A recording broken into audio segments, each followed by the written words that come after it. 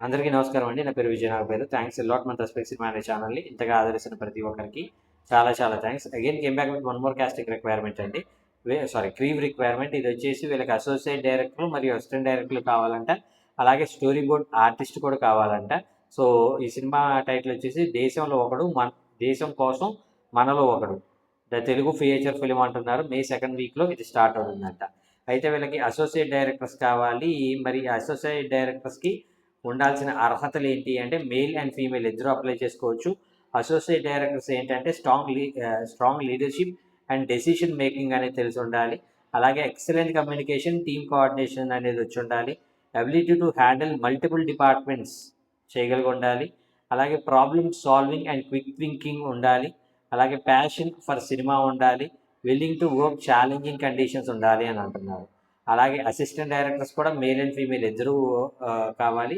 అయితే వీళ్ళకు ఉండాల్సిన క్వాలిటీ ఏంటంటే స్ట్రాంగ్ కమ్యూనికేషన్, అద్భుతంగా మాట్లాడటం, ఇతరులతోటి ఏమంటారు కమ్యూనికేషన్ అనేది తెలిసి ఉండాలి. అలాగే ఎక్సలెంట్ ఒరిజినేషనల్ అండ్ కోఆర్డినేషన్ ఎబిలిటీస్ అని అంటున్నారు. అలాగే understanding of short division and schedules కూడా తెలిసి ఉండాలి అని అంటున్నారు. ప్యాషన్ ఫర్ సినిమా ఉండాలి. Willing to work in challenging conditions అని అంటున్నారు. స్టోరీ బోర్డ్ ఆర్టిస్టులు కూడా మేల్ అండ్ ఫీమేల్ ఇద్దరు కావాలి. అయితే ఈ స్టోరీ బోర్డ్ ఆర్టిస్ట్కి ఉండాల్సిన ప్రథమ క్వాలిటీస్ ఏంటి అంటే strong drawing and visual skills ఉండాలి అని అంటున్నారు. అంటే బాబు గారు రాశారు కదా బొమ్మ, అలాంటి బొమ్మ చాలా నీట్గా వేయటం అనేది తెలిసి ఉండాలి. అండర్స్టాండింగ్ ఆఫ్ కెమెరా లాంగ్వేజ్ తెలిసి ఉండాలి. Ability to convey story through visuals అని అంటున్నారు. Knowledge of composing, perspective and framing అని అంటున్నారు. అయితే మేల్ అండ్ ఫీమేల్ ఇద్దరు కూడా అప్లై చేయొచ్చు. మరి అప్లై చేయడానికి వీళ్ళ కాంటాక్ట్ డీటెయిల్స్ అనేది నేను మీకు చెప్తాను. దానికంటే ముందు మన సబ్స్క్రైబర్ అడిగిన ప్రతి ప్రశ్నకి సమాధానం చెప్పడం అనేది మన బాధ్యత. కాబట్టి మన సబ్స్క్రైబర్ ఏమి అడిగారంటే, సార్ ఇప్పుడు రివ్యూవర్స్ మీద మీ ఒపీనియన్ ఏంటి? కైండ్ ఆఫ్ పోల్ చొక్కా కావచ్చు, రగాడి కావచ్చు, ఇలాంటి వాళ్ళ మీద మీ ఒపీనియన్ ఏంటి అని అడగటం జరిగింది. ఒపీనియన్ ఏం లేదండి, వాళ్ళు బ్రతకడం కోసం రివ్యూస్ చెప్పుకుంటున్నారు అనేది నా ఒపీనియన్. ఇప్పుడు రివ్యూ అయినా ఏదైనా కానీ ఒక సినిమాని బ్రతికించడం కోసం మనం రివ్యూ చెప్పాలి తప్పించి సినిమాని చంపేయటానికి, సినిమాని అధపాతాలని తొక్కేయటానికి, సినిమా అనేది కనుమరుగు లేకుండా పోవటానికి మనం ఎప్పుడు రివ్యూస్ చెప్పకూడదు. ఇప్పుడు లిటరల్‌గా వీళ్ళు దేని మీద బతుకుతున్నారు? ఈ పూల చొక్కా కావచ్చు, లేదంటే రగాడ కావచ్చు, సో కాల్డ్ ఈ రివ్యూవర్స్ ఎవరైనా కానీ దేని మీద బతుకుతున్నారు అంటే pure out and out cinema మీదే బతుకుతున్నారు. సినిమా మీద బ్రతుకుతూ సినిమాని చంపేయాలనేంత ఉత్కృష్టమైన ఆలోచనలు వీళ్ళకి ఎందుకు వస్తున్నాయో నాకు అర్థం కావట్లేదు. ఇక్కడ సింపుల్ థింగ్ ఏంటి అంటే నాకు ఈ పూల చొక్కా విషయమే తీసుకుందాం. 'రాకాసి' అనే మూవీ రివ్యూ చెప్పాడతను. ఎంత వరస్ట్‌గా చెప్పాడు అంటే, జీవితంలో ఇంతకంటే వరస్ట్ సినిమా ఉండదేమో అనేలా చెప్పాడు. నేనేమంటాను అంటే, ఇప్పుడు 'రాకాసి' డైరెక్టర్ గతంలో ఆ అమ్మాయి ఏం చేసింది? ఆ అమ్మాయి ఏదో షార్ట్ ఫిల్మ్స్ చేసింది. అలాగే ఆ అమ్మాయి ఒక వెబ్ సిరీస్ చేసింది. ఒక అంటే లిమిటెడ్ బడ్జెట్‌లో చేసింది. అవన్నీ కూడా ఏంట్రా అంటే 'పింక్ ఎలిఫెంట్' అనే ఒక ప్రొడక్షన్ హౌస్‌లో చేసింది. 'పింక్ ఎలిఫెంట్' ప్రొడక్షన్ హౌస్ ఎవరిది? 'నీహారిక కొణిదెల' అనే ఒక లేడీది.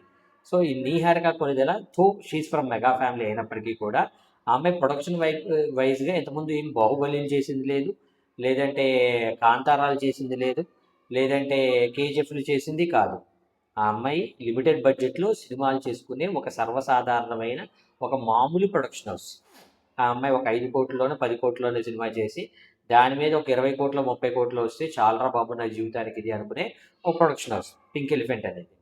అలాగే ఆ అమ్మాయి శర్మ కూడా డైరెక్టర్ ఎవరైతే ఉన్నారో షార్ట్ ఫిలిమ్స్, యూట్యూబ్ సిరీస్‌లు, ఆ తర్వాత వెబ్ సిరీస్‌లు చేసుకొని ఇప్పుడు సినిమాలోకొచ్చింది. సో, ఇలాంటి వాళ్ళు నీకు 'మెకనస్ గోల్డ్' కావచ్చు, లేదంటే 'జురాసిక్ పార్క్' కావచ్చు, లేదంటే 'స్పైడర్ మ్యాన్' కావచ్చు, లేదంటే 'హీ మ్యాన్' కావచ్చు, ఇలాంటి ఒక వండర్ మూవీ చూపిస్తారని నువ్వెందుకు అనుకున్నావు? పైగా దాంట్లో హీరో ఎవర్రా అంటే సంగీత్ శర్మ అని ఒకడు. ఆ సంగీత్ శర్మ హీరో అనే విషయం మోస్ట్‌లీ నాకు తెలిసినంత వరకు వాళ్ళ ఇంటి వాచ్‌మెన్ కన్నా తెలుసా లేదా అనేది కూడా గ్యారంటీ లేదు. ఏదో ఆ 'మ్యాడ్' సినిమాలో చూసి మేబీ ఓకే. ఇతను హీరో అయ్యాడు అనుకోని ఉండొచ్చు. అది వేరే విషయం. కాకపోతే అలాంటి ఒక ఇది నుండి నువ్వు ఏమంత ఎక్సలెంట్ ఎక్స్‌పెక్ట్ చేస్తున్నావు? ఎప్పుడైనా మెయిన్‌గా ఒకటి గుర్తుపెట్టుకోవాల్సింది ఏంటంటే నువ్వు సినిమాకెళ్ళేటప్పుడు దానికి ప్రొడక్షన్ ఎవరు? దాని డైరెక్టర్ ఎవరు? దాని ఆర్టిస్ట్‌లు ఎవరు? దాని బడ్జెట్ ఏంటి? ఈ మొత్తం గుర్తుపెట్టుకొని ఎళ్ళాలి. అంతే తప్పించి నేను ఇది మొత్తం ఊహించుకొని ఎళ్ళాను. నాకది మొత్తం రాలేదు. నాకు ఈ నాకు ఇంత డిసప్పాయింట్ అవుతా. నాకు ఇంకొకటి ఆ సినిమా రివ్యూ మాట్లాడుతూ నాకు ఏం చేశాడు అంటే ఆ ఆ రాజు క్యారెక్టర్ ఎవరైతే ఉందో చాలా వరస్ట్ విఎఫ్ఎక్స్ అన్నాడు. నాకు బాగానే నచ్చింది.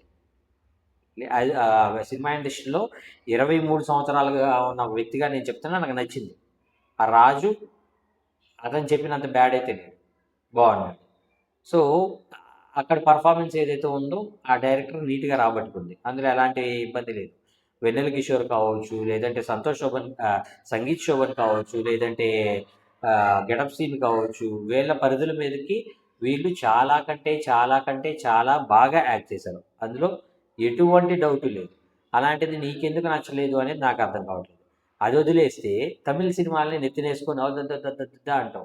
దీనికి కూడా ఒకటి చెప్తా. ఇప్పుడు ఏమంటారు, తమిళ్ రాధిక గారు ముసలావిడిగా చేశారు ఒక సినిమా. ఆ సినిమా పేరేదో ఉంది. ఆ సినిమా గురించి విపరీతంగా to the core of the sky పొగిడారు. మరి అది ఎందుకు పొగిడారు అనేది, దాని గురించి డీటెయిలింగ్ అనేది నెక్స్ట్ వీడియోలో మాట్లాడుకునే ప్రయత్నం చేద్దాం. వీడియో లెంత్ అనేది పెరగకుండా. కాబట్టి నెక్స్ట్ వీడియో కంపల్సరీ చూసే ప్రయత్నం చేయండి. నెక్స్ట్ వీడియో చాలా ఎంటర్టైనింగ్గా ఉంటుంది.